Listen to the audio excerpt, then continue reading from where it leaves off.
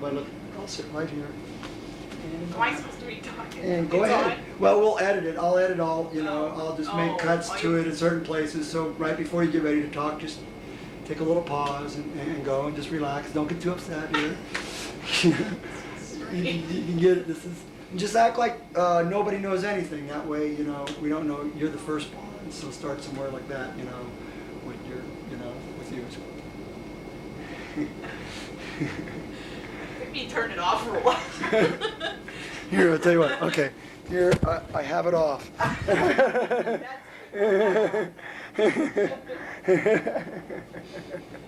So, I'm supposed to introduce myself? Yeah, sure. Yeah, okay. I'm Kathy Fisher. I'm the oldest daughter of Norm and Joanne Jones. This is my husband, Gary Fisher. My oldest son, Ryan. And this is my second daughter, Natalie. My second child, Natalie. My third child is Adam.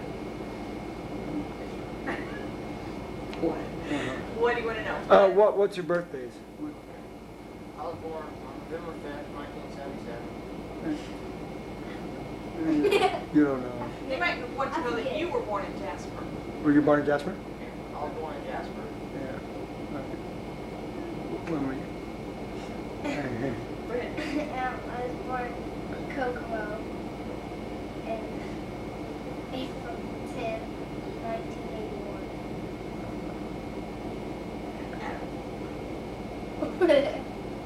You don't remember your birthday? I remember my birthday was You're too young. You remember it? You were born in Copenhagen. What time?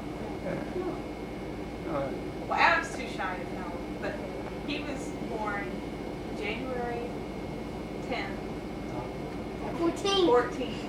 Oh, I always say that first. January 14th. What year? 1983. Uh-huh. He was born in Copenhagen. Do you work? Yes. What do you do? I've been a registered nurse since 1973, and right now I'm working in home care. About how much you make a year? A year, Yeah, about. not enough. I don't know.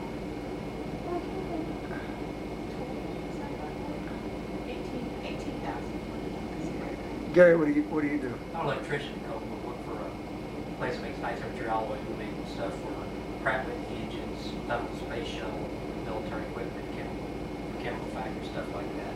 About how much you make? I'm about 43. Do you own your own home? Yeah, well, the bank being the bank. Well, how much you pay for your home? It's about 65,000.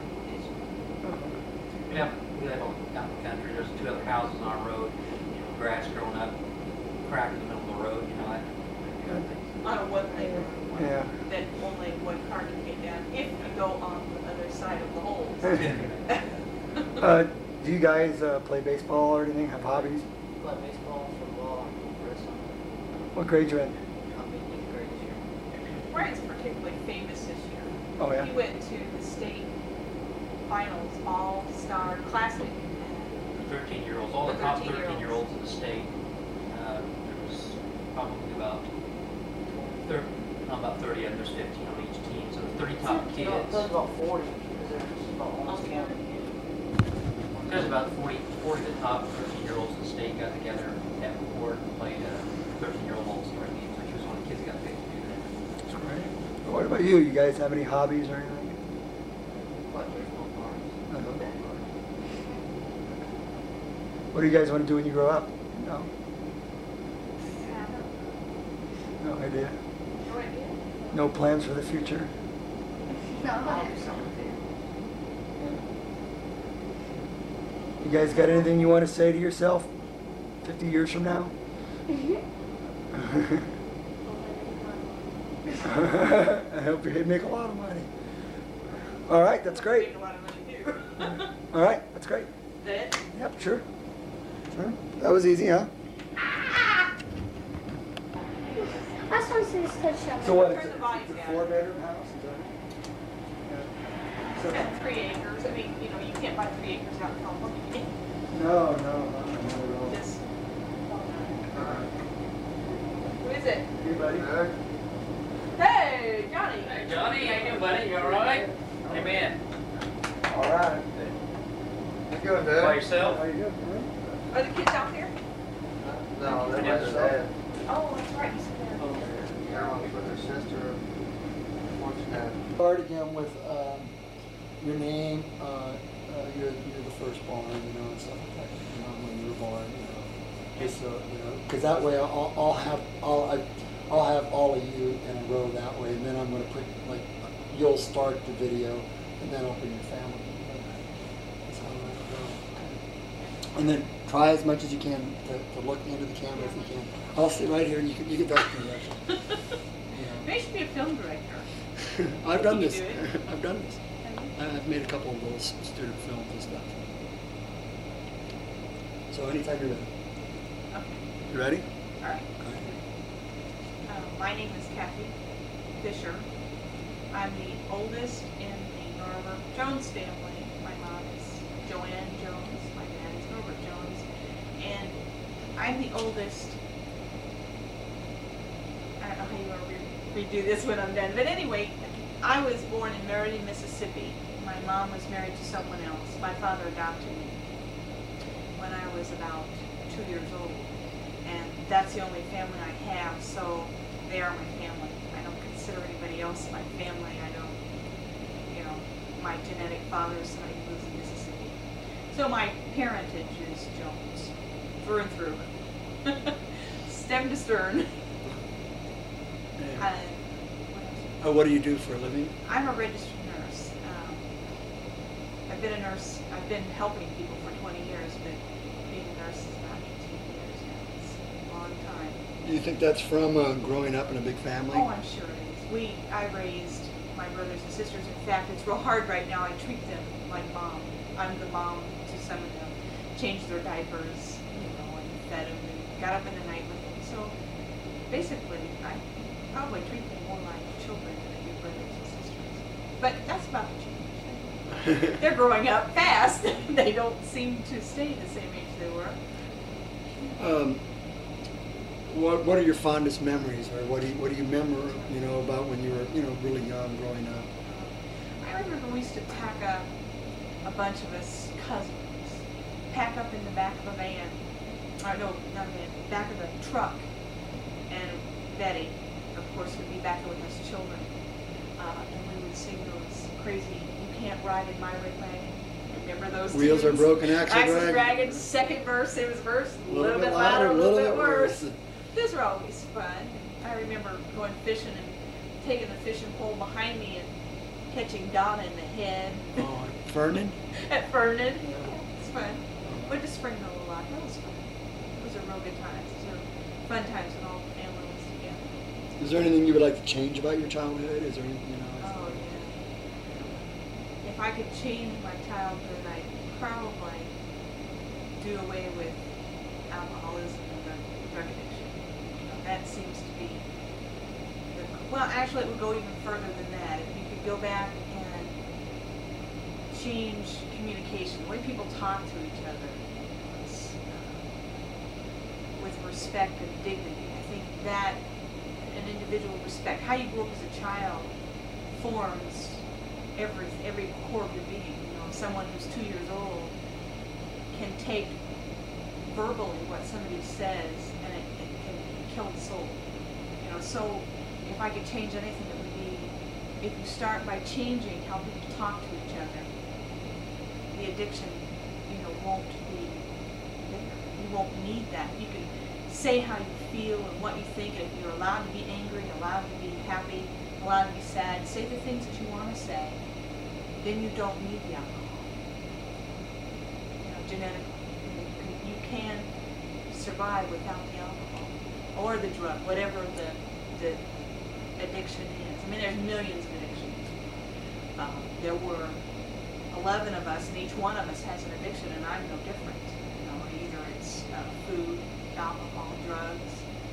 You can have sexual addiction, religious addiction. There's anything that you use to numb out instead of feel what you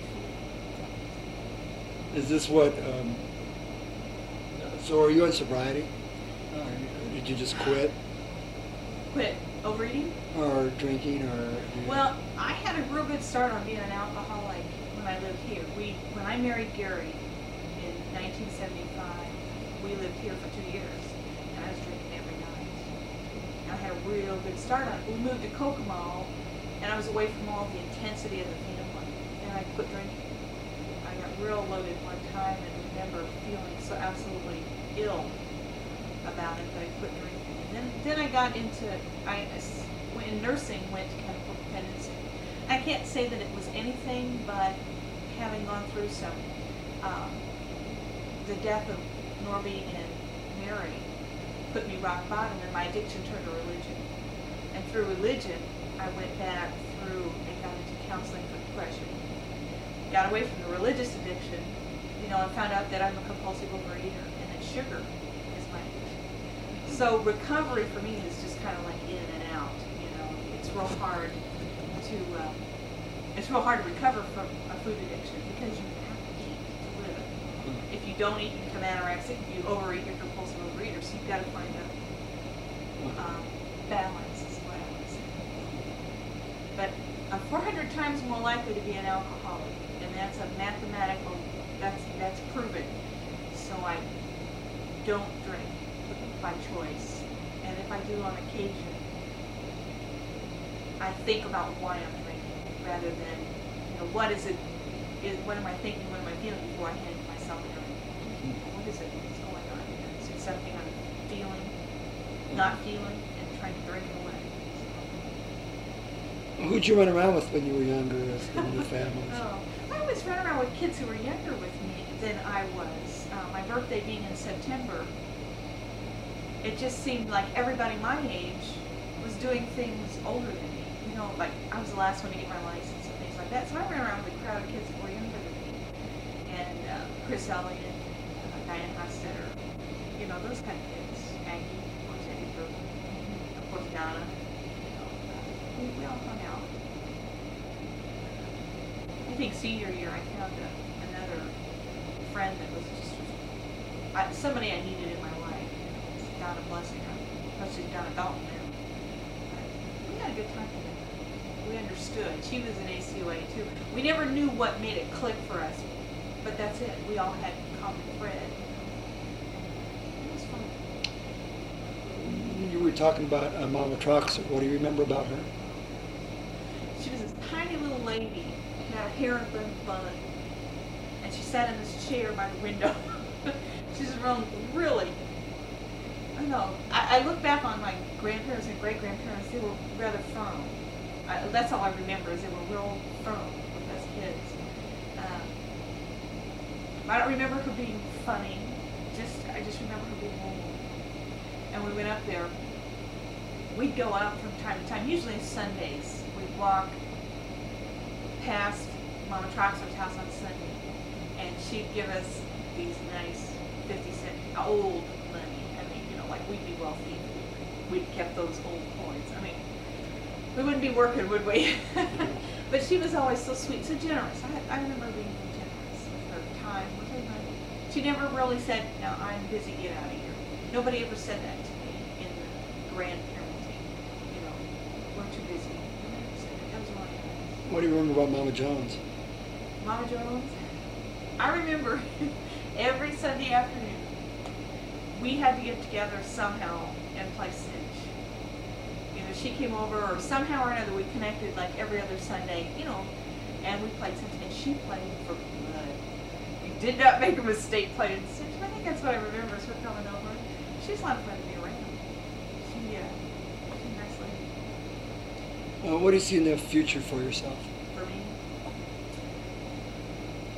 that's real difficult. I don't know. If you live, one day at a time, it's, I don't know if I see a future, something humongous, big future. How would you describe yourself to somebody that your great-grandchild? How would you describe Kathy Jones to them? My great.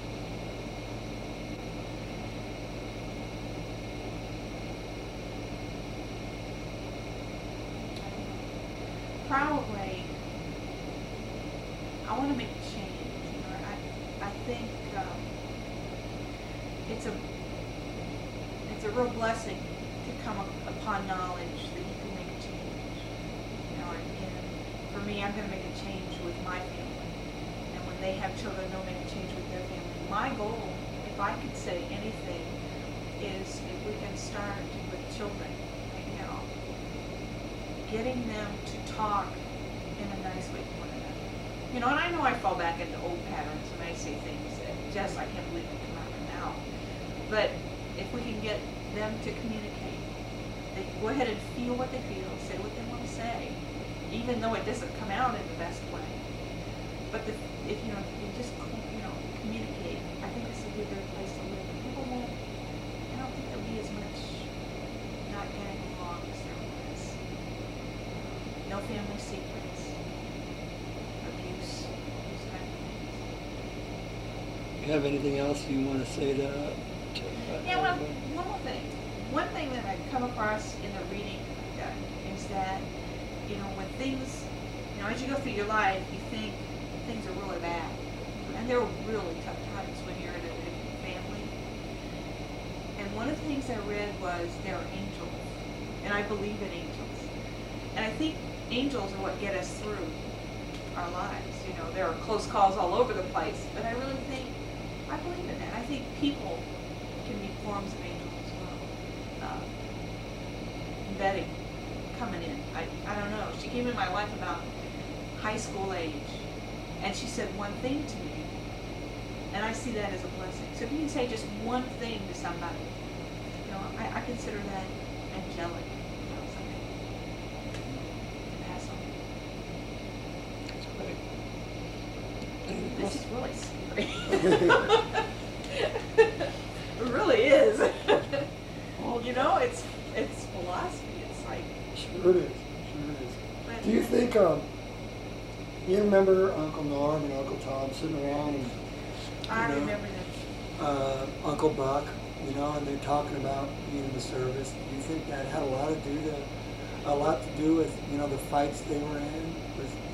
You know, what I've been reading is that it gets passed down. You know, like that's probably the stories that their parents told, and their parents told. And it gets passed down, some of that stuff. You know. That was a different era of life too. I mean, you're talking about a time, you know, in the 20s, 30s, 40s. I mean, they had to struggle. You know, and so I think that has a lot to do with it. Is those guys, they struggle hard, they work hard, and sometimes you have to get it when it's hard.